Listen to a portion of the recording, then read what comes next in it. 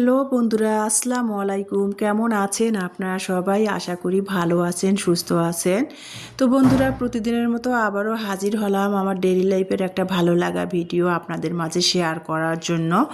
যদিও এখন রেগুলার আমি ভিডিও দিতে পারতেছি না, সেটা তো আপনাদের সবসময় ইদানিং বলতেছি। তো আপনারা সবাই আমার যদি পাশে থাকেন, আমাকে সাপোর্ট করেন, তাহলে অবশ্যই আমি আমার যে সমস্যায় পড়েছি সেটা সেরে উঠে রেগুলার আপনাদের সাথে ভালো ভালো নতুন নতুন ভিডিও শেয়ার করতে পারবো। তো যাই হোক বন্ধুরা, বকাচ্ছিলাম। এখন বাজে আজকে রোজ বুধবার, আর এখন বাজে সকাল 8:30। তো 8:30 দেখেন, 8:30 আর কি বাজে, সরি 8:30 বাজে আমি মেয়েকে নিয়ে স্কুলে এসেছি। মেয়েকে আমি তো হাজব্যান্ডের চাকরি সুবাদে আর কি বগুড়াতে ট্রান্সফার হয়েছে, চলে এসেছি ডিসেম্বরের 20 তারিখে। সেটা তো যারা আমার পরিবারের সাথে আছেন তারা তো জানেন, তাদেরকে বলা হয়েছে, শুনেছেন। তো ইলমাকে, আমার ছোট মেয়ে ইলমাকে Dinajpur Bogura TMS school and কলেজে ভর্তি করিয়েছিলাম, মানে জানুয়ারির প্রথম 1 জানুয়ারিতে। তো প্রচুর তো এখন ঠান্ডা, আর প্রচুর ঠান্ডা, কুয়াশা। স্কুলে ভর্তি করায় রাখছি, কিন্তু ঠান্ডার কারণে না ইলমাকে স্কুলে নিয়ে আসাই হচ্ছে না। তারপরে ইউনিফর্ম বানানোর জন্য বানা হয় নাই, এই জন্য ইউনিফর্ম কিনে সেলাই করতে দিয়েছি যদিও আর কি। তো ইলমা এই জন্য আসতেছে না। আর এত ঠান্ডা, বাচ্চাদের কিভাবে স্কুলে নিয়ে আসবো বলেন? আমাদের তো উত্তরবঙ্গের মধ্যে বগুড়াতে মানে 6 দিন একটানা সূর্যর মুখ, আমরা কীরকম সূর্যটা উঠেছে দেখি নাই। তারপরে আবার মাঝখানে 2 দিন রোদ ছিল, আবার মানে 2 দিন ধরে, মানে 3 দিন ধরে কোনো রোদ নাই, ঠান্ডা বাতাস আর কুয়াশা। তো যাই হোক, যার ফলে আজকে আর কি প্ল্যান করেছি যে ইলমাকে এই ঠান্ডা ঠান্ডা করে তো আর বাচ্চাদের স্কুল পড়ালেখা বন্ধ রাখলেও হবে না। তার মধ্যে আবার বাচ্চাদের যেহেতু সামনে জানুয়ারিতে, ফেব্রুয়ারি জানুয়ারি রোজা ঈদ, সামনে পরীক্ষা আছে, তো সেই জন্য ভাবলাম যে যতই ঠান্ডা হোক ইলমাকে নিয়ে স্কুলে আসবো। আর স্কুল থেকে ওর এখনও বই নেওয়া হয়নি, বই নিয়ে আসলেও তারপরে আর কি ইলমাকে ঘরে পড়াতে পারবো। তো যে সেজন্য আর কি স্কুলে আসছি দেখেন বন্ধুরা। আর এখন স্কুলে তো 8:30টার দিকে চলে এসেছি। 9টা থেকে ইলমাদের মানে এসেম্বলি, 9টা 9:30টায় ক্লাস। তো যাই হোক, এখানে আবার মানে একেবারে প্লে থেকে আর কি মানে ইন্টার পর্যন্ত টিএমএস স্কুল অ্যান্ড কলেজ। তো এই যে দেখেন, আমি তারপরে কিন্তু অটো করে স্কুলে বাস আছে, স্কুলে মনে হয় 12টা বা 15টা স্কুল বাস আছে। তো আমি আবার স্কুল বাসটা এখনও নতুন যেহেতু, সেই জন্য আবার ফর্মে উল্লেখ করা হয়েছিল না ভর্তি, যখন ফর্মটা পূরণ করেছি। তো এখন দেখতেছি এত কষ্ট, রাস্তায় দাঁড়িয়ে থাকতে হয়। আর বগুড়াতে এই রাস্তাগুলো তো হাই রাস্তা, দাঁড়ায় থাকতে হয়, অটো পাওয়া যায় না। তো চিন্তা করছি ইলমাকে স্কুল বাসে এখন থেকে আর কি দিব আর কি, অফিসে স্কুলের কথা বলে ওই স্কুল বাসে আসা যাওয়া করবে, তাতে আর কি নিরাপদ থাকবে। তো যাই হোক বন্ধুরা, তারপরে কিন্তু স্কুলে এসেছি। আর 11টার দিকে টিফিন দিয়েছে, তারপরে ক্যান্টিনে ইলমার অ্যাসেম্বলি হলো, ক্লাস হলো, আর 11টার দিকে টিফিন দিয়েছে ক্যান্টিন। তো সেটা দেখালাম। আমি একটা 10 টাকা দিয়ে চা নিলাম, দুধ চা। আর 7টা মানে সরি 8টা 8:30টার দিকে, অত সকালে তো ইলমাও কিছু খেতে চায় না, আমারও কোনো কিছু ভালো লাগে না খেতে, শুধু একটা গ্যাস্ট্রিকের ওষুধ খেয়ে আমি ইলমাকে নিয়ে স্কুলে এসেছিলাম। তারপরে 11:30টার দিকে টিফিন দিয়েছে ইলমা আর আমি টিএমএস ক্যান্টিনে আর কি। ইলমাকে আমি কেক কিনে দিলাম, আর আমি আর কি একটা 10 টাকা দিয়ে পেঁয়াজু নিলাম, আর 10 টাকা দিয়ে একটা দুধ চা নিয়ে ক্যান্টিনে খেলাম। আর ক্যান্টিনটা তো দেখলেন কত বড় ক্যান্টিন। এখানে আর কি টিএমএস আবাসিক আছে, আবাসিকের জন্য খাবার দাবার রান্না হয়, আবার ভাত, সকালে খিচুড়ি, এগুলো বিক্রি করে 10 টাকা করে প্লেট। তো আবার টাটকা টাটকা সব আয়োজন। তো ক্যান্টিনটার ভিতরে যেও আমি দেখেছি অনেক সুন্দর আর কি, বড় বড় গ্যাসের চুলায় আর কি রান্না হয় ক্যান্টিনে। তো সেটা তো আর সব কিছু ভিডিও করা সম্ভব না, আর সবাই তো আর ভিডিও করা পছন্দ করে না, তো সেটা আর করি নাই। তারপরেও আপনাদের স্কুলের এরিয়াটা কিছুটা দেখিয়েছি। যত বড় স্কুলটার এরিয়া আপনাদের ভিডিও করে তো দেখা অনেক লং হয়ে যাবে। তো তারপরে দেখেন স্কুল ছুটি হলো 1:30 বাজে। তো এখন ঠান্ডার কারণে মানে 9:30 থেকে 1:30 পর্যন্ত আর কি ক্লাস ওদের, তো স্কুল।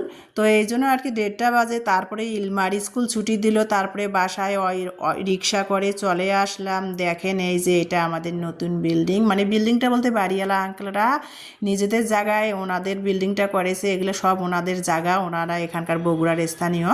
তো এই যে নতুন বিল্ডিং 5 তলা আর কি বিল্ডিংটা করেছে। বিল্ডিংয়ের আশেপাশেও অনেক ফল ফলান্তর গাছ, সবজি লাগিয়েছে, সিম গাছ। আর এখানে তো বাড়িওয়ালা আঙ্কেলদের বাসার সামনে অনেক বড় জায়গা, বালু ইট সিমেন্টের জন্য আর কি সামনে ভাড়া দিয়েছে আর কি, তারা আর কি যারা বালুর ব্যবসা করে বালু রাখে এখানে ট্রাকে ট্রাকে এসে।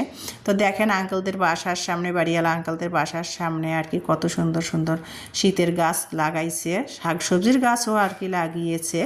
তো সেটাই আর কি বাসায় আসতেছিলাম মিলমাকে নিয়ে। আর আমি এখন নতুন বাসায় আসার পর না নিচে নামাই হয় না, আমরা যেহেতু 4 তলায় থাকি। তো আজকে ইলমাকে নিয়ে নিচে নামলাম, তো এই জন্য বাইরের ভিডিওটাও একটু করতেছিলাম, যদিও ক্যামেরাতে ভিডিওটা অত ভালো হয় নাই আর লং হয়েছিল অনেক, কেটে কেটে ভিডিওটা 13 মিনিটের মতো করেছি, এই জন্য আপনাদের বোঝাতেও পারি নাই। তো একটু একটু করে বুঝাবো আমি কোথায় থাকি আর কি। তো দেখেন তারপরে বাসায় আসলাম, গেট খুলে এই যে এটাও হলো 3 তলা, আমরা থাকি 4 তলাতে, মানে এক একটা ফ্লোরে 3টা করে ইউনিট দেওয়া হয়েছে। তো 4 তলাতে আমরা থাকি। তো 4 তলায় সিঁড়ি করে আমি বাসায় উঠতেছি, বিল্ডিংটা মানে পুরাটাই নতুন আর কি। তো যার ফলে এই যে নিচতলাতে বাড়িওয়ালা আঙ্কেলরা থাকে, দোতলাতে বাড়িওয়ালা আঙ্কেলের ছেলের জন্য পুরো দোতলা ফ্লোরটা তৈরি করেছে। আর এই যে 4 তলায় এই পাশটায় পশ্চিম পাশটাতে আমি থাকি। আর এই যে দেখেন এটা হলো উত্তর পাশে আর কি 1 ইউনিট এখনও ভাড়া হয় নাই, 2 ইউনিট ভাড়া হয়েছে 4 তলাতে।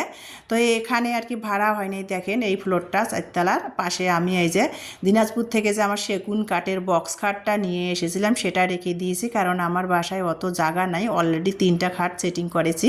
তো ভাবছি এই খাটটা কোথায় রাখবো, আর এটা তো আমার সেগুন কাঠের রাঙামাটি থেকে কেনা, সেই 2008 সালে কিনেছি। এই খাটটার তো দাম এখন 1.5 লক্ষ টাকা দাম, সেগুন কাঠ অরিজিনাল। তো খাটটা এখানে আপাতত রাখছি, আর খাটটা অনেক বড় আর কি, তো রুমের মধ্যে সেট করতে গেলে অর্ধেক জায়গা দখল করে ফেলবে, এই জন্য আর আমি সেট করি নাই। তারপরে দেখেন পাশের রুমটায় রেখেছি, সেটা দেখালাম। তো আর কি তারপরে পাশের রুমের দরজাটা লাগিয়ে দিয়ে আসলাম। ভাড়া হলে এই খাটটা কোথায় রাখবো সেটাই চিন্তা করতেছি। তারপরে আমি এই যে বাসায় আমার আর কি রুমে ঢুকে গেলাম আর কি, ঢুকে যে দেখেন নতুন বাসা, ঠান্ডা ঠান্ডা করে কোনো কাজেই হচ্ছে না। বড় মেয়েকে রেখে গেছিলাম, বড় মেয়ে বাসায় ছিল, তো সেই যে রাতের ডাল ভাজি সবজি কিছু কিছু তরকারি ছিল, এই যে দই ছিল রাতে খাওয়ার পর সব একটু একটু করে রয়ে গেছিলো। তো এসে দেখি মেয়ে একটু রাইস কুকারে ভাত রান্না করে রাখছে, তো সেটাই আর কি সকালে কিছু খাই নাই, মেয়ে বুদ্ধি করে আর কি ঘরে একটু ভাত রান্না করে রেখেছিল। তো এখন সেটাই ভাবলাম যে ক্ষুধা লেগেছে, এখন প্রায় 2টা বেজে গেছে বন্ধুরা। তো সব কিছু ফেলিয়ে ইলমার বাবা আজকে আর কি দুপুরে খাবে না বলে দিছে, তো মেয়ে একটু গরম ভাত রান্না করে রেখেছে। তো সেটাই ভাবলাম যে খেয়ে নিয়ে তারপরে আজকে কি রান্না করব সেটা পরে চিন্তা করি, আগে পেটটাকে ঠান্ডা করি। তো এই যে মেয়ে একটুখানি ভাত রান্না করে রাইস কুকারে রেখেছে। তো স্কুল থেকে এসেই আর কি অফ ক্যামেরাতে হাত মুখ দিয়ে ফ্রেশ হলাম, হয়ে কিন্তু এই যে ভাত তুলে নিচ্ছি, ভাত খাবো। সকালবেলা যেহেতু কিছু খাইছিলাম না, আর ক্যান্টিনে একটা পেঁয়াজু 1 কাপ চা খেয়ে নিয়েছিলাম।